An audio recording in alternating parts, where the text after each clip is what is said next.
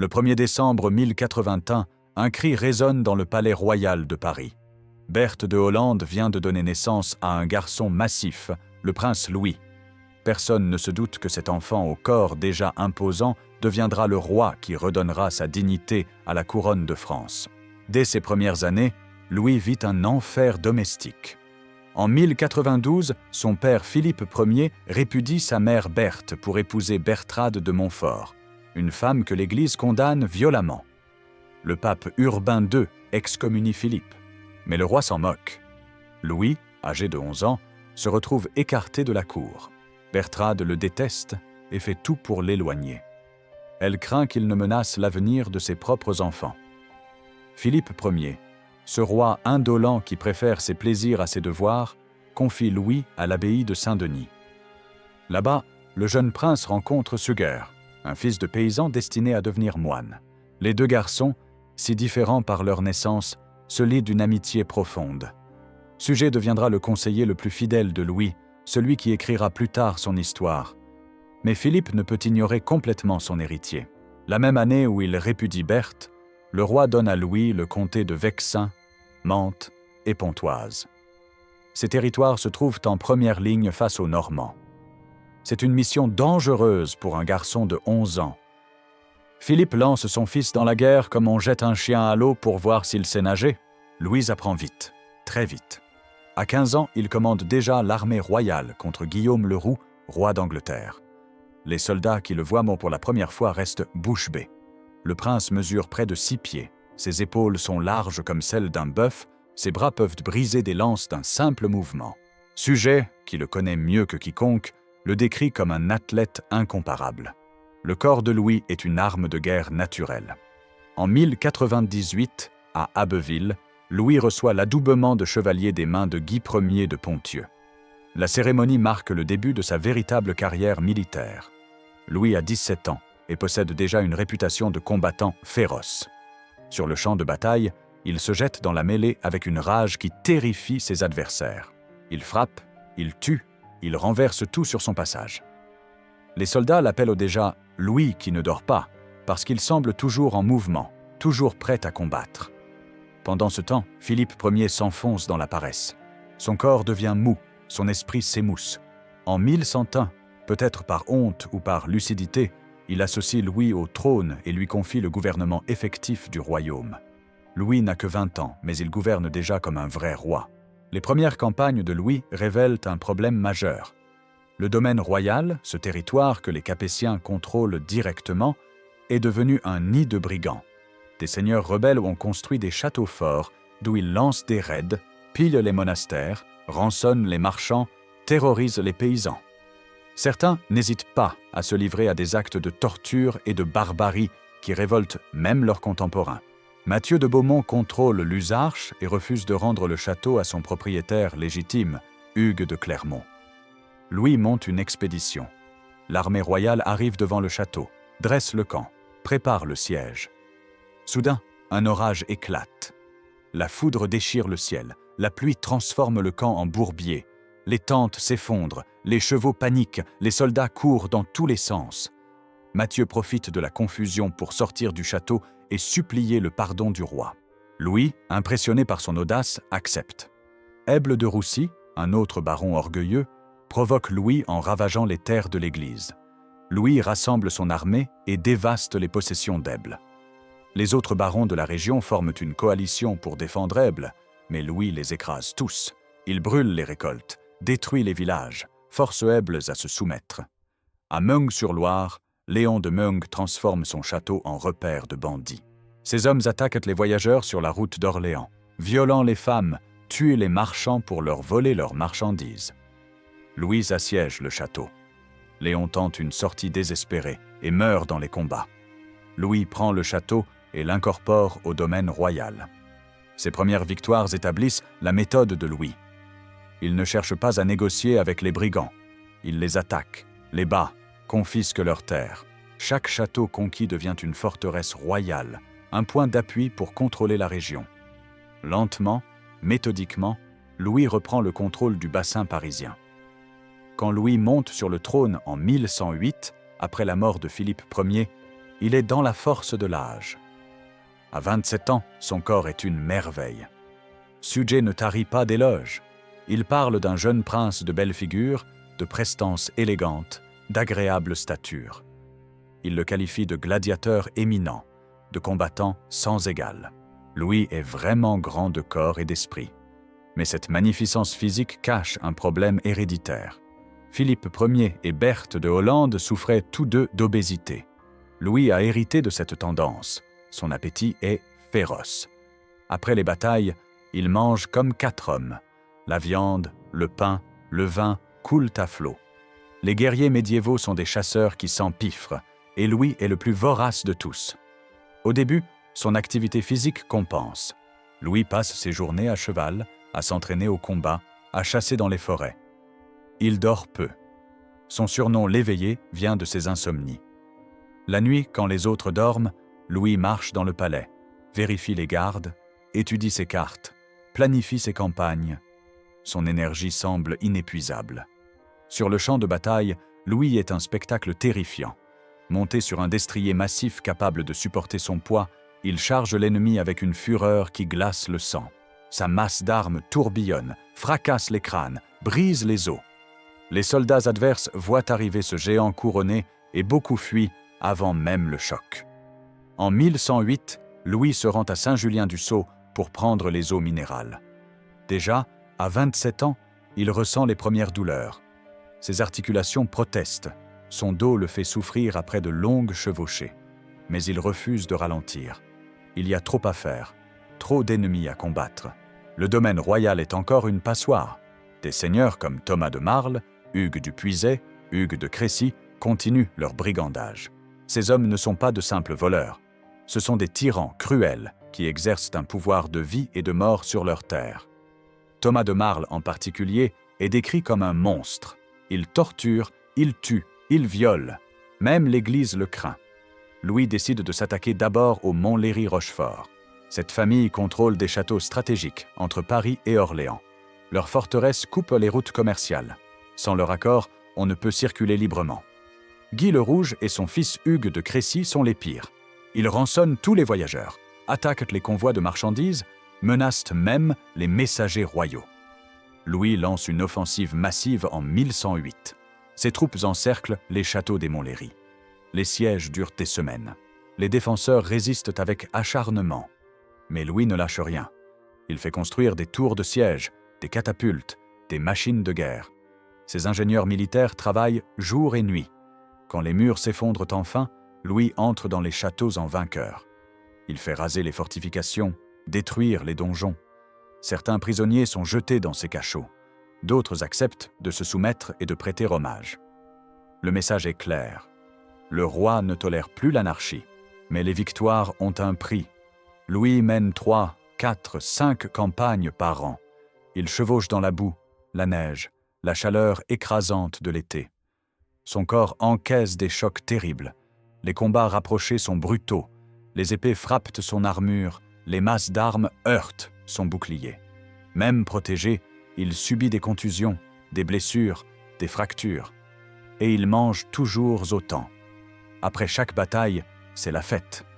Les banquets s'enchaînent.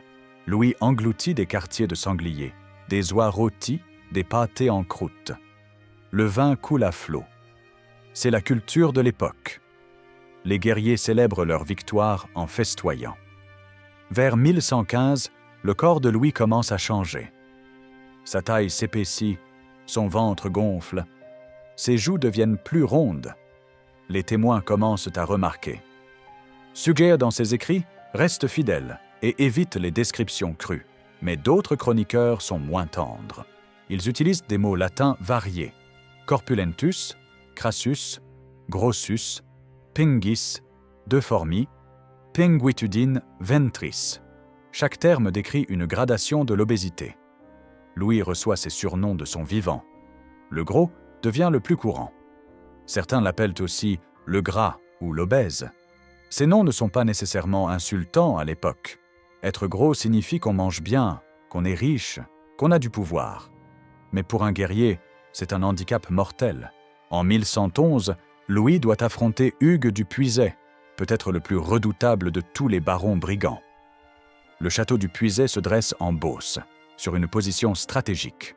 De là, Hugues contrôle les routes vers Chartres, Orléans, Paris. Il est le cousin germain d'Hugues de Crécy, un autre rebelle que Louis a déjà combattu. Hugues du Puiset est un homme terrifiant. Les chroniqueurs le décrivent comme rapace, féroce, sans pitié. Son grand-père avait vaincu Philippe Ier dans une bataille. Hugues a hérité de son arrogance. Il pille, brûle, tue. Ses raids terrorisent toute la région. Les paysans n'osent plus cultiver leurs champs. Les marchands évitent les routes qui passent près de son château. Louis demande à Thibaut IV de Blois de l'aider. Thibaut est un ancien ennemi, mais Louis a besoin d'alliés. Les deux hommes unissent leurs forces et marchent sur le Puiset au printemps 1111. L'armée royale compte plus de 700 chevaliers, des milliers de fantassins, des machines de siège. Le siège est brutal. Les défenseurs du château résistent avec acharnement. Ils lancent des flèches, versent de l'huile bouillante sur les assaillants, font pleuvoir des pierres. Chaque assaut coûte des vies. Louis dirige personnellement les opérations. Il se tient au premier rang, encourage ses hommes, brave les projectiles. Un prêtre chauve devient le héros du siège. Cet homme d'église, dont on ne connaît même pas le nom, décide de monter à l'assaut avec les soldats. Il grimpe aux échelles, franchit le mur, combat les défenseurs à main nue. Sa bravoure galvanise les troupes. Les soldats, honteux de voir un prêtre les surpasser en courage, redoublent d'efforts. Le château tombe au début de l'été.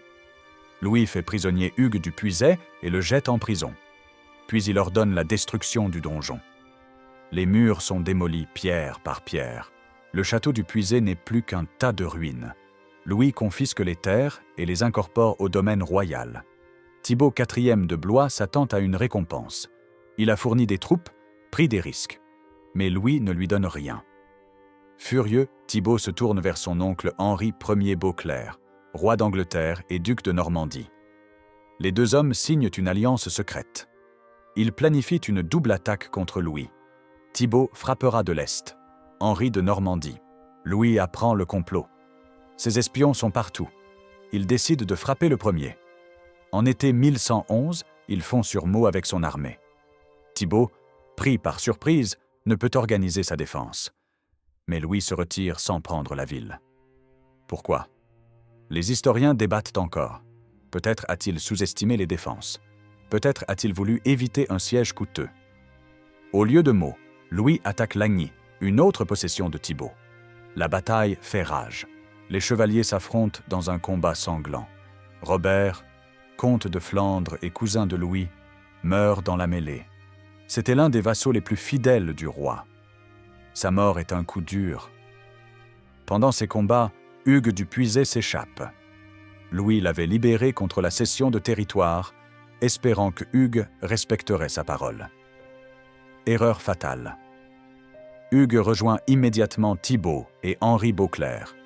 Les trois hommes unissent leurs forces pour détruire Louis. Hugues retourne au Puiset et reconstruit son château. Louis enrage. Il vient de détruire cette forteresse, et voilà qu'elle renaît de ses cendres. Pire, Hugues attaque Toury, une ville fortifiée que Suger contrôle pour le compte du roi.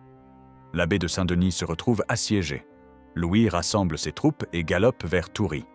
Guillaume de Garlande, son sénéchal, le rejoint avec des renforts. L'armée royale fait le blocus du Puiset. Mais cette fois, le siège est différent. Thibaut et Hugues ont appelé à l'aide les seigneurs de Montlhéry, Rochefort et Crécy. Une coalition formidable se dresse contre Louis. Les ennemis attaquent de tous côtés. Louis se bat comme un lion. Son cousin germain, Raoul de Vermandois, arrive avec ses troupes et sauve la situation. Ensemble, ils repoussent les assaillants. Les combats durent des jours. Le sang coule, les corps s'accumulent. Mais Louis ne cède pas un pouce de terrain. Face à la détermination royale, Thibaut perd courage. Ses alliés commencent à douter. L'un après l'autre, ils abandonnent. Thibaut doit livrer ses châteaux à Louis. Hugues du Puiset retourne en prison. Cette fois, Louis ne commet pas la même erreur. Il ordonne la destruction totale du château. Les murailles sont rasées, les fondations arrachées, le site maudit. En 1118, Hugues trahit une dernière fois. Louis le poursuit et le force à se soumettre. Peu après, Hugues meurt. Certains disent qu'il est parti en pèlerinage à Jérusalem pour expier ses crimes, d'autres murmurent qu'il a été assassiné. La vérité s'est perdue dans la brume des siècles. Mais le puiset, ce symbole de rébellion, n'existe plus. En 1115, pendant le dimanche des Rameaux, Louis se trouve à Amiens. La ville est en pleine crise. Thomas de Marle, le fils d'Enguerrand de Bovesse, terrorise la région. Cet homme est peut-être le plus cruel de tous les seigneurs brigands. Son nom seul fait trembler. Thomas de Marle contrôle plusieurs châteaux fortifiés d'où il lance ses raids. Il ravage les pays de Laon, de Reims, d'Amiens. Ces hommes pillent, brûlent, violent, torturent. Même l'Église, pourtant habituée aux violences féodales, est horrifiée. Les évêques dénoncent ces crimes dans leurs sermons. Le conflit à Amiens concerne une charte communale. Les habitants ont reçu le droit de s'administrer eux-mêmes, avec un maire et des privilèges. Mais Enguerrand de Bovesse, le père de Thomas, refuse de reconnaître cette charte. Il envoie son fils avec une armée pour soumettre la ville. Les bourgeois d'Amiens appellent Louis au secours. Le roi répond immédiatement. Il arrive avec ses troupes et fait le siège du Castillon, la forteresse qui domine Amiens. De là-haut, Thomas et son père contrôlent la ville et lancent leurs expéditions punitives. Le siège est terrible. Louis se bat personnellement au premier rang. Une flèche traverse son haubert et le blesse. Le roi continue à combattre malgré la douleur. Mais le Castillon résiste. La tour, réputée imprenable, tient bon. Après des semaines d'efforts, Louis doit se retirer. L'échec le ronge. Le château ne tombe que 2 ans plus tard, en 1117. Entre-temps, Thomas de Marle continue ses horreurs. L'évêque de Laon est assassiné en mars 1115 et beaucoup soupçonnent Thomas d'être complice. Le 6 décembre 1114, un concile à Beauvais frappe Thomas d'anathème, la plus grave des punitions ecclésiastiques. Il est excommunié, banni de l'Église, promis à l'enfer. Louis lance une croisade contre Thomas. Oui, une croisade. L'Église considère que combattre ce tyran est une guerre sainte. Louis prend les châteaux de Crécy et de Nouvion. Ses troupes détruisent les forteresses, pendent les complices de Thomas. La répression est impitoyable. Mais Thomas survit. Il se cache, refait ses forces, revient. En 1128, Louis doit encore marcher contre lui. Cette fois, Raoul de Vermandois, le fidèle cousin du roi, livre bataille à Thomas. Le combat est sanglant. Thomas est grièvement blessé et meurt peu après. La Picardie peut enfin respirer. Vers 1120, Louis a environ 39 ans. Son corps change radicalement. L'obésité qui couvait depuis des années explose. Son ventre gonfle de façon spectaculaire. Ses cuisses deviennent énormes. Son visage s'arrondit. Ses joues pendent. Son cou disparaît dans les plis de graisse. Monter à cheval devient une épreuve. Il faut maintenant 2 écuyers pour hisser le roi sur sa monture. Le destrier lui-même peine sous le poids. Louis, qui chargeait autrefois l'ennemi comme un ouragan, peut à peine maintenir son équilibre. Les longs trajets le font souffrir. Son dos hurle, ses hanches craquent, ses genoux menacent de céder. En 1122, Louis doit intervenir en Auvergne. Le comte Guillaume VI d'Auvergne persécute Aymeric, évêque de Clermont. Le prélat appelle le roi au secours. Louis convoque l'hoste royal et se met en marche. C'est le mois d'août, en plein été. La chaleur est écrasante. L'armée marche vers le sud. Les soldats transpirent dans leurs armures. Les chevaux traînent les pieds. Louis souffre 1000 morts. Son corps massif transforme chaque kilomètre en torture. Suger, qui accompagne le roi, note dans ses écrits l'ardeur de Louis, en dépit de sa corpulence et de la chaleur. C'est une litote.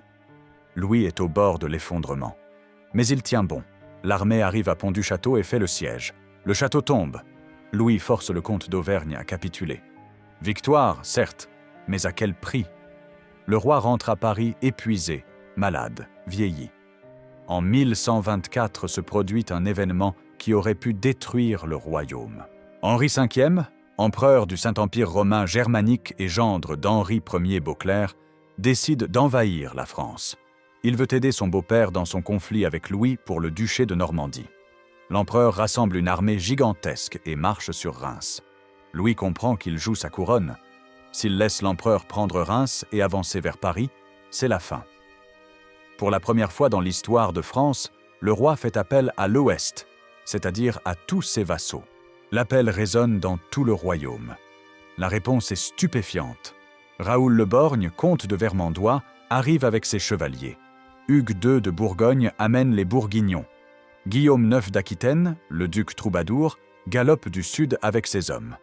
Charles Ier de Flandre, Conan III de Bretagne, Foulques V d'Anjou, Hugues de Troyes, Guillaume II de Nevers, même Thibaut IV de Blois, l'ancien ennemi, répondent au présent. Louis se rend à Saint-Denis et prend l'oriflamme, l'étendard sacré du royaume. Puis il rejoint son armée à Reims. Quand il arrive, le spectacle lui coupe le souffle. Des dizaines de milliers d'hommes campent autour de la ville. C'est la plus grande armée jamais rassemblée par un roi de France. Mais peut-il encore les mener au combat? Louis peut à peine monter à cheval. Son corps obèse le trahit. Pourtant, il se présente devant ses troupes, magnifique dans son armure, la couronne sur la tête, l'oriflamme flottant au vent. Les soldats rugissent. Leur roi est là. Il souffre, il peine, mais il est venu. Henri V observe cette mobilisation depuis son camp. Il s'attendait à trouver un royaume divisé, des vassaux hésitants, un roi faible. Au lieu de cela, il voit une nation unie derrière son souverain. Les espions lui rapportent que l'armée française est immense, motivée, prête à mourir pour son roi. Le 14 août, Henri V lève le camp et se retire vers Metz. Il prétexte des troubles dans sa capitale de Worms. Personne n'est dupe. L'empereur a reculé. Sans combattre, sans tirer une flèche, Louis a gagné. La simple vue de cette armée massive a suffi à faire fuir le plus puissant souverain d'Europe. C'est le plus grand triomphe de Louis.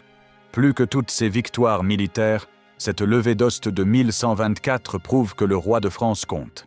Les grands vassaux, qui pouvaient l'ignorer, ont répondu à son appel. Le royaume s'est uni contre l'envahisseur.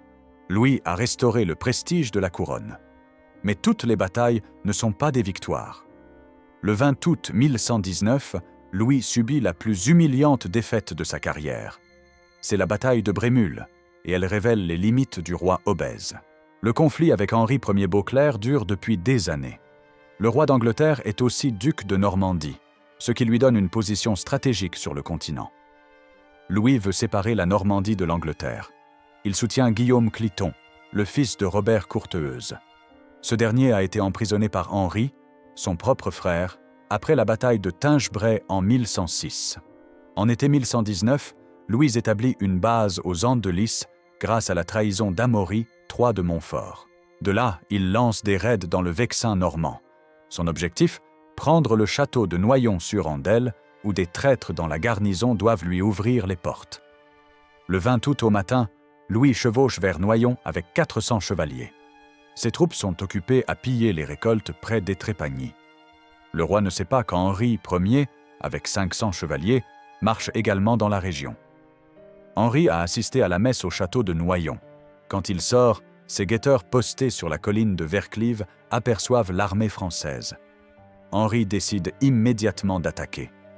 Il part au galop avec son fils Guillaume Adelin et ses chevaliers. La rencontre fortuite se transforme en bataille rangée. Les deux armées se heurtent dans la plaine de Brémule, entre Écouis et Grainville. Louis charge avec l'énergie du désespoir. Malgré son embonpoint, il se jette dans la mêlée. Sa masse d'armes tourbillonne, fracasse les aumes, brise les boucliers. Les chroniqueurs français décrivent un combat sanglant, où le roi montre toute sa bravoure. À un moment, un chevalier normand saisit la bride du cheval de Louis. L'homme crie « Le roi est pris !» Louis réagit instantanément. Sa masse d'armes s'abat sur le crâne du Normand. Le choc est si violent que l'homme s'effondre, mort. Louis hurle « On ne prend pas le roi, ni à la guerre, ni aux échecs !» Cette phrase deviendra légendaire. Mais le courage ne suffit pas. L'armée française est moins nombreuse, moins disciplinée. Les Normands, commandés par un Henri méthodique et expérimenté, manœuvrent avec précision. Ils encerclent les Français, capturent les chevaliers un par un. Guillaume Crespin, un Normand allié de Louis, donne un coup d'épée sur le aume d'Henri, mais est aussitôt fait prisonnier. Les prisonniers tombent comme des mouches. Bouchard de Montmorency, Osmond de Chaumont, Hervé de Gisors, Guy de Clermont, tous capturés. Les Normands ne tuent pas. Tuer un chevalier est un gaspillage. On préfère le capturer et demander une rançon. C'est ainsi que fonctionnent les guerres féodales. Louis voit ses forces s'effondrer. Son propre cheval est tué sous lui. Voilà le roi de France à pied, au milieu de la bataille, entouré d'ennemis. Il pourrait être capturé, ce qui serait une catastrophe politique. Ses hommes le hissent sur un autre cheval et l'emmènent. La retraite devient une déroute. Louis fuit seul, se perd dans la forêt. Ce roi qui commandait des milliers d'hommes se retrouve égaré comme un enfant. Il croise un paysan et lui demande de le guider. L'homme, qui ne reconnaît pas le roi sous la poussière et le sang, accepte. Louis arrive finalement aux Andelys, sa forteresse. La bataille ne fait que 3 morts, 2 Français, un Normand. Orderic Vital, le chroniqueur, note avec ironie que sur 900 chevaliers engagés, seuls 3 sont tombés. La qualité des armures et l'esprit chevaleresque préfèrent la capture à la mort. Mais pour Louis, c'est une humiliation totale. En septembre, fou de rage, il assiège Breteuil. Le siège échoue. Louis veut se venger sur Thibaut, 4e de Blois, allié d'Henri. Il jure de brûler Chartres. L'Église doit intervenir pour le calmer. Le 3 octobre, Louis rencontre le pape Calixte II à Reims. Le pontife, oncle de la reine Adélaïde de Savoie, tente de réconcilier les 2 rois. Mais Louis refuse. La blessure de Brémule est trop profonde. Après Brémule, Louis comprend que son corps n'est plus une arme, mais un fardeau. Il a 40 ans environ et ne peut plus combattre comme avant. Monter à cheval devient si difficile qu'il doit renoncer aux longues campagnes militaires. En 1126, il tente une dernière grande expédition en Auvergne. C'est l'été, la chaleur est insupportable. Louis fait le siège de Montferrand. Suger note encore une fois l'ardeur du roi, en dépit de sa corpulence et de la chaleur. Mais cette fois, c'est évident pour tous. Louis souffre horriblement. Il passe des jours entiers assis sous sa tente, incapable de monter à cheval. Ses généraux dirigent les opérations. Le roi donne des ordres, étudie les cartes, reçoit les rapports. Mais il ne peut plus charger l'ennemi, frapper de sa masse, inspirer les troupes par sa présence au combat. Louis doit aussi renoncer à la chasse, ce plaisir des rois. La chasse médiévale est violente. On poursuit le gibier pendant des heures, on galope à travers les forêts, on saute les obstacles, on lance le javelot. Le corps de Louis ne peut plus supporter ces efforts. Même se déplacer devient problématique. Pour aller d'un château à l'autre, Louis doit utiliser une litière tirée par des chevaux. Il voyage comme une femme ou un vieillard. Cette humiliation le ronge. Lui qui caracolait à la tête de ses armées se retrouve transporté comme un fardeau. Pourtant, Louis refuse d'abandonner. S'il ne peut plus combattre, il peut diriger. Il développe un nouveau style de gouvernement, moins physique, mais plus intelligent. Au lieu de mener lui-même les charges, il nomme des commandants compétents. Il perfectionne l'art de la stratégie, de la diplomatie, de la guerre psychologique. Raoul de Vermandois, son cousin, devient son bras armé. Raoul mène les troupes au combat pendant que Louis coordonne depuis l'arrière. Guillaume de Garlande, son sénéchal, administre le domaine royal. Suger s'occupe des finances et de la diplomatie. Louis crée une équipe gouvernementale efficace. Cette transformation du roi guerrier en roi politique est révolutionnaire. Avant Louis, les rois capétiens ne valaient que par leur force physique. S'ils ne pouvaient combattre, ils ne contentent pas. Louis prouve qu'on peut régner autrement. Son intelligence, son jugement, sa volonté compensent les limites de son corps. Les seigneurs brigands comprennent qu'un roi obèse peut encore les détruire. Même cloué dans son palais, Louis envoie ses armées ravager les terres des rebelles. Ses commandants connaissent sa méthode. Pas de pitié, pas de négociation. On assiège, on prend, on confisque. Le domaine royal continue de s'étendre. Louis achète aussi des terres.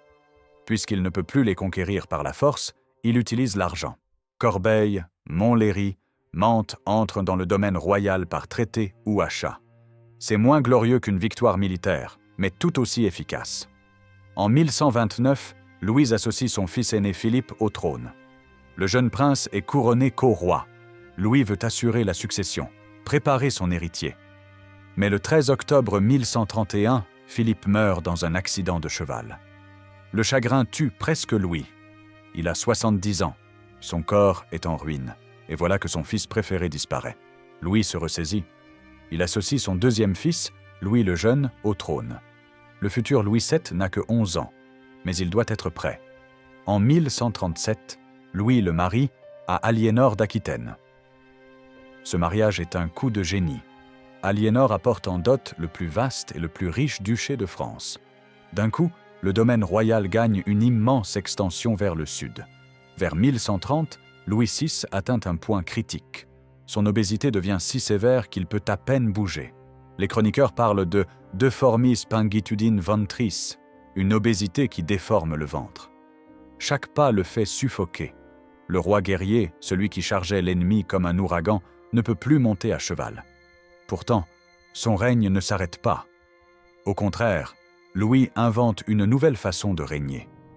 Depuis son palais de la Cité à Paris ou son château de Saint-Germain-en-Laye, Louis dirige le royaume avec une efficacité redoutable. Son esprit reste aussi aiguisé qu'une lame. Des messagers arrivent chaque jour avec des rapports.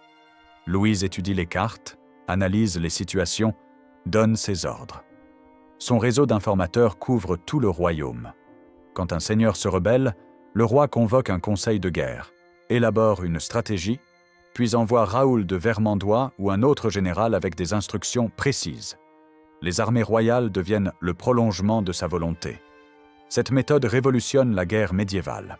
Avant Louis, un roi devait combattre au premier rang. Sans sa présence physique, l'armée manquait de cohésion.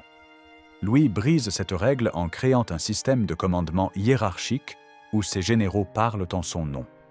Il perfectionne l'art du siège avec des ingénieurs, des machines de guerre sophistiquées, des tactiques innovantes.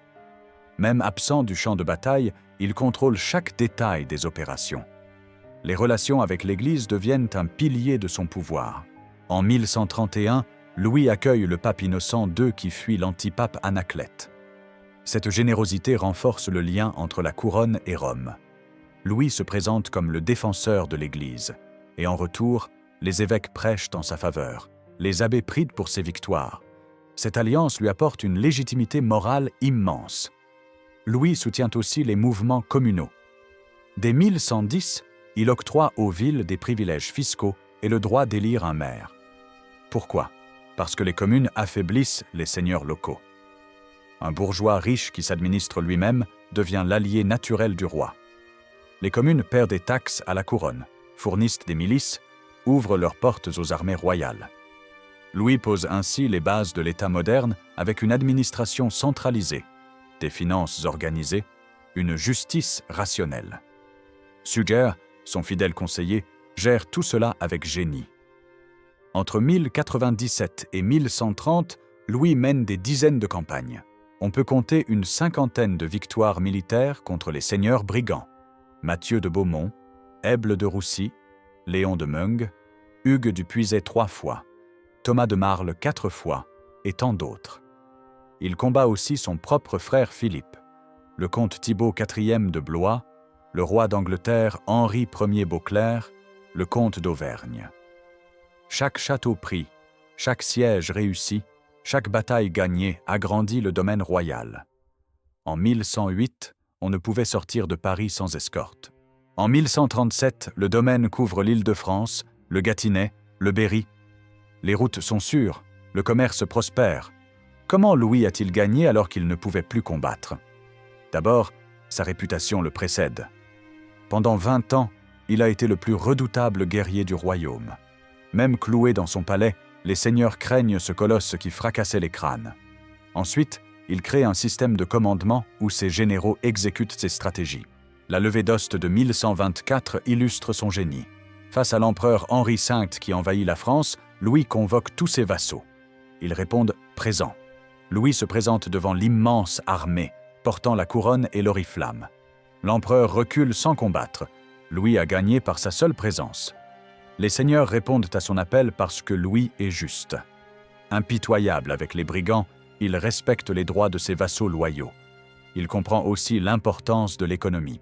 En sécurisant les routes et soutenant le commerce, il enrichit le royaume. Un royaume riche finance une armée puissante. L'alliance avec l'Église lui donne une arme morale. Quand Thomas de Marle est excommunié, personne ne veut combattre à ses côtés.